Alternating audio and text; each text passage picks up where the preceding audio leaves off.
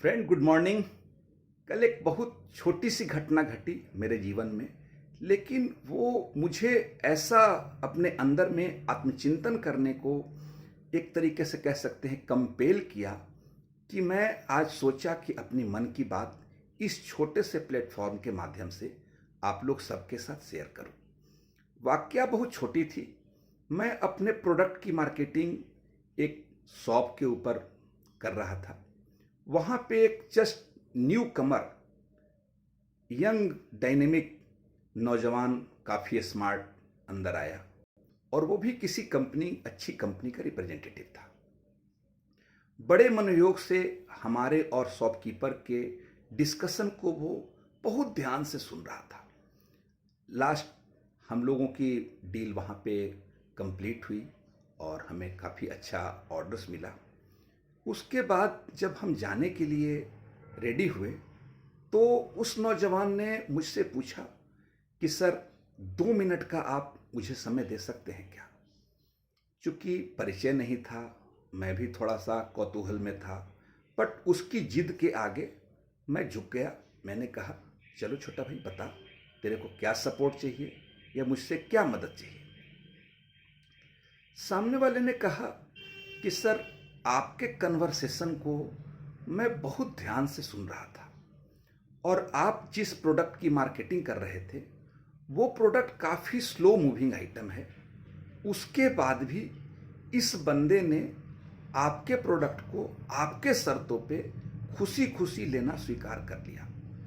तो मुझे बहुत अपने अंदर में आश्चर्य हुआ कि मैं तो एक ब्रांडेड ऑर्गेनाइजेशन के साथ हूँ, काफ़ी उसके पीछे मेरे पास बैकअप प्लान है, लेकिन मैं लगातार रिजेक्शन झेल रहा हूँ।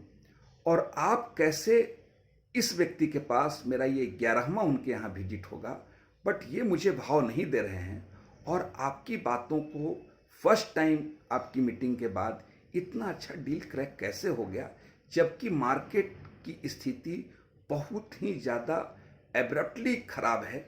तो आपने इनको इतने अच्छे से कन्विंस कैसे किया?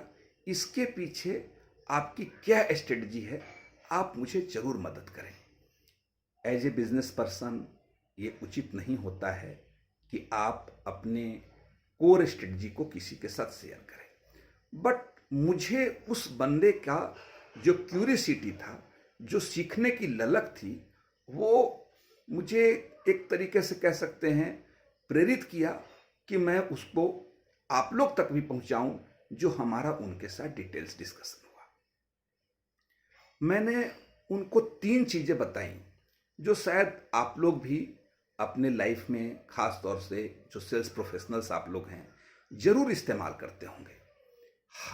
मैं अपना 15-16 साल के निजी एक्सपीरियंस से ये महसूस किया हूँ, मार्केटिंग सिर्फ 3 बिंदु पे ही मैक्सिमम लेवल पे केंद्रित होती है। पहली चीज़ होती है, आप होप की मार्केटिंग करते हैं, जिसको उम्मीद की मार्केटिंग कहते हैं। आप अपने बच्चे को पढ़ाते हैं, अच्छे से अच्छे स्कूल में पढ़ाना चाहते हैं। क्यों पढ़ाना चाहते हैं? कभी आपने सोचा है? क्योंकि आपको एक होप रहता है कि हम इस बच्चे के ऊपर जो इन्वेस्टमेंट करेंगे उससे इसे अच्छा संस्कार मिलेगा, ये आने वाला वक्त के चैलेंजेस के लिए अपने आप को तैयार करेगा, और वक्त के बदलाव के अनुरूप यहाँ का पढ़ाई उसको मजबूत बनाएगा। कहने का वन लाइनर है कि आपके अंदर में ये उम्मीद होती है कि हम अगर ये इन्वेस्टमेंट कर रहे हैं तो इस इन्वेस्टमेंट का हमें बहुत अच्छा बेनिफिट होगा। तो बीइंग ए सेल्स पर्सन, क्या आपके सेल्स पिच में उस कस्टमर के लिए उम्मीद की कोई संभावना है जिस प्रोडक्ट की भी आप मार्केटिंग कर रहे हैं? दूसरी, जो मैं मानता हूं सबसे इंपॉर्टेंट चीज होती है, डर की मार्केटिंग, भय जिसको कह सकते हैं। आप देखिए ना, आदमी मॉर्निंग वॉक क्यों करता है? सुबह उठना मोस्ट ऑफ द पीपुल, बहुत कम लोगों को पसंद होता है, लेकिन लोग सुबह सुबह उठ करके मॉर्निंग वॉक करते हैं, अपना जिम में जा कर के शरीर पे पसीना बहाते हैं, अच्छे अच्छे स्वादिष्ट भोजन से अपने आप को परहेज करते हैं। उसके पीछे क्या है? डर है। अच्छी अच्छी कंपनियां आज दवा लोग क्यों खाते हैं? डॉक्टर के पास क्यों जाते हैं? वो डर की मार्केटिंग है कि आपको लगता है कि अगर हम सुबह मॉर्निंग वॉक नहीं करेंगे तो हमारा ब्लड शुगर बढ़ जाएगा, हमारा कोलेस्ट्रॉल बढ़ जाएगा। तो आप जब भी किसी कस्टमर के पास जाते हैं, मैं सेकंड आपको टिप बता रहा हूं कि आपके अंदर में वो चीज जो कस्टमर को चाहिए वो सीखने और समझने की अगर कला है, तभी आप होप हो या डर हो किसी की भी मार्केटिंग आप कर सकते हैं। तो फ्रेंड्स, दूसरी जो सबसे इंपॉर्टेंट चीज होती है किसी भी सेल्स पर्सन के लिए कि वो डर की मार्केटिंग करता है और पूरी दुनिया उसी डर के पीछे भागती है। आप देखिए ना, मेकअप वाले किस चीज का बाजार बनाते हैं कि भाई अगर आप ये प्रोडक्ट नहीं लगाएंगे तो आपके ऊपर एजिंग का जो असर है वो दिखने लगेगा। आप सनग्लास क्यों लगाते हैं? क्यों कि धूप में आपकी आंख खराब हो जाएगी। ये डर की मार्केटिंग है। और तीसरा जो सबसे इंपॉर्टेंट मैं मानता हूं लाइफ में होता है, जिसमें मैक्सिमम कंपनियों के प्रोडक्ट्स बिकते हैं, वो होता है आपका डिलाइट की मार्केटिंग। आप ब्रांडेड कपड़े क्यों पहनते हैं? आप इकोनॉमी क्लास में सफर करना क्यों चाहते हैं? आप अच्छे होटल्स में क्यों जाते हैं? आप अच्छे रेस्टोरेंट में क्यों जाते हैं? आप किसी भी जगह पे जो सबसे बेहतर प्लेस होता है वहीं पे घूमना क्यों चाहते हैं? स्टेटस सिंबल क्यों मेंटेन करना चाहते हैं? वो एक तरीके से डिलाइट की मार्केटिंग होती है। तो छोटा भाई, तुमने जो मुझसे कल बात करी उसी की समरी मैं आज अपने जो भी मेरे को पसंद करते हैं, मेरे को जानते हैं, उनको यही बताऊंगा, खास तौर से नए सेल्स के बंदे को, कि आप बिल्कुल मत घबराइए। सबसे इंपॉर्टेंट चीज होती है कि आप गुड लिसनर बनिए।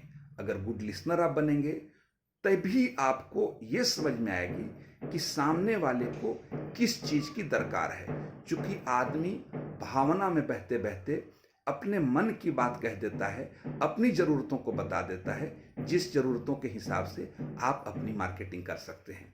अगर आप उसके साइकोलॉजी को नहीं समझेंगे, आप अगर उसके नीड को नहीं समझेंगे, तो आप कितना भी परिश्रम कर दें, कितना भी सर पीट लें, आपकी सक्सेस रेशियो औरों के मुकाबले बहुत कम होगी।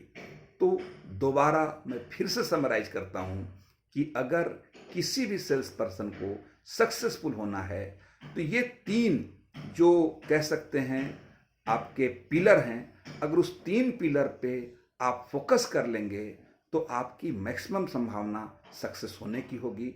आप जरूर अच्छे लिसनर बनिए और देखिए कि आपके प्रोडक्ट में होप की मार्केटिंग हो रही है, आपके प्रोडक्ट में डर की मार्केटिंग हो रही है, या आपके प्रोडक्ट में डिलाइट की मार्केटिंग हो रही है। अगर आपका क्लासिफिकेशन सही रहेगा, कस्टमर का सेगमेंटेशन सही रहेगा, मैं दावे के साथ कह सकता हूं कि आप कभी भी असफल हो ही नहीं सकते हैं। एग्जाम्पल में हम लोग हैं, हमारा व्यवसाय स्लो मूविंग का है, उसके बाद भी कस्टमर प्रीमियम के तौर पे हमसे परचेज करता है, डिलाइट होकर के हमारे साथ आगे बढ़ता है और हमारी डील कंप्लीट होती है। उम्मीद है कि ये मेरा छोटा सा प्रयास आपको अच्छा लगा होगा। अगर अच्छा लगे तो अपने जीवन में ज़रूर इम्प्लीमेंट कीजिए और खूब खुशियाँ बटोरिए और खूब आगे बढ़िए। बहुत बहुत शुक्रिया, आदाब, थैंक यू।